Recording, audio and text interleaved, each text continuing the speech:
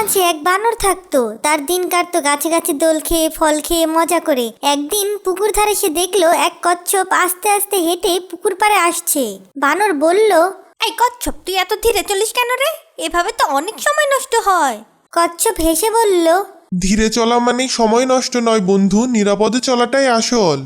বানর কচ্ছপের কথায় কান না দিয়ে তাড়াহুড়ো করে এক ডাল থেকে আরেক ডালে যাওয়ার সময় ডাল ভেঙে উপড়ে পড়লো মাটিতে। বানর বেচারা খুব চোট পায়। কচ্ছপ আসে বানরকে সাহায্য করতে। এই দেখে বানর বলে, বন্ধু, আমি তোমাকে নিয়ে মজা করলাম, তারপরও তুমি আমাকে সাহায্য করতে এগিয়ে এলে। কচ্ছপ বলল, বিপদেই তো বন্ধু বন্ধুকে সাহায্য করতে এগিয়ে আসে। সেই থেকেই কচ্ছপ আর বানরের বন্ধুত্ব গড়ে উঠল।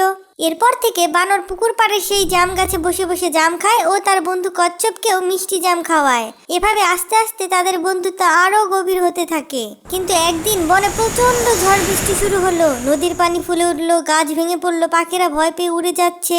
বানর গাছে আটকা পড়েছে, নদীর পানি বাড়ছে, নামার কোনো উপায় নেই। বানর ভয়ে চেঁচিয়ে বলল, বাঁচাও, কে আছো, বাঁচাও। দূর থেকে কচ্ছপ শুনে সাঁতরে এলো।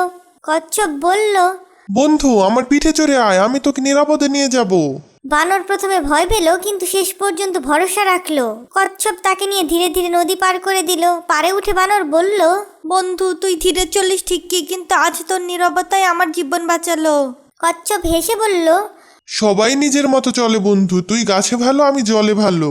কয়েকদিন পর বনে খাবারের অভাব হলো। পুকুরের জলও প্রায় শুকিয়ে গেছে। কচ্ছপ খাবার পাচ্ছিল না কোথাও। কিন্তু বানর গাছের উপরে মিষ্টি ফল লুকিয়ে রাখলো, কচ্ছপকে একটুও দিল না। কচ্ছপ কষ্ট পেয়ে কিছু না বলে চলে গেল নদীতে। এভাবে অনেক দিন কাটার পর হঠাৎ একদিন বানর অসুস্থ হলো। তার কাছে কেউ গেল না। একটি ছোট পাখি কচ্ছপের কাছে বানরের অসুখের খবর নিয়ে গিয়ে বলল, শুনেছো কচ্ছপ দাদু, তোমার বন্ধু বানর খুব অসুস্থ। সেই যন্ত্রণায় খাবারের অভাবে কাতরাচ্ছে, তার পাশে কেউ নেই। কচ্ছপ অতীতের সব কথা ভুলে বন্ধুর বিপদে এগিয়ে এলো। সে তার পিঠে করে কিছু ফল নিয়ে আসলো তার বন্ধুর জন্য। কচ্ছপ বানরের কাছে এসে তাকে পানি আর ফল দিল। ধীরে ধীরে বানর সুস্থ হয়ে উঠল। বানর সুস্থ হয়ে বলল, বন্ধু, আমি ভুল করেছি, আমায় ক্ষমা করো। আমার সেদিন তোমাকে খাবার না দেওয়া উচিত হয়নি। আজকে যখন আমি খাবার পাচ্ছিলাম না, সেই তুমি এসে আমাকে খাইয়ে সুস্থ করলে। আমি আমার ভুল বুঝতে পেরেছি বন্ধু। আমি বুঝেছি আসল বন্ধুত্ব লোভে নয়, মনে থাকে।